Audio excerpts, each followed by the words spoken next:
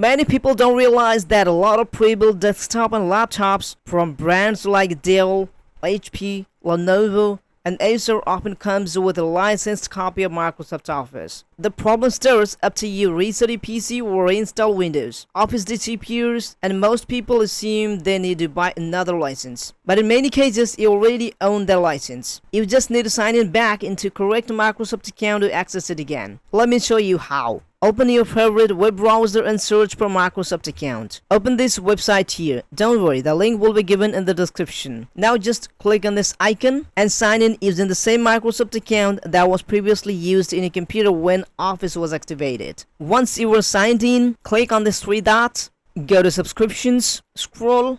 If your Microsoft Office license is linked to your account, you will see the option to download Microsoft Office. And here you'll find purchased products. Click on install. Choose your language and Office version and then click on install. The official installer will be downloaded. Now you just click on the icon, close your browser. Click on yes. Once you open the installer, you will begin downloading and installing the latest version of Microsoft Office. If your license is linked to that account, Office will activate it automatically. And that's it. Once the installation is completed, launch Word, Excel, or PowerPoint. If this video helped you, leave a like, subscribe to TechSeU Lab. Thanks for watching. I'll see you in the next one.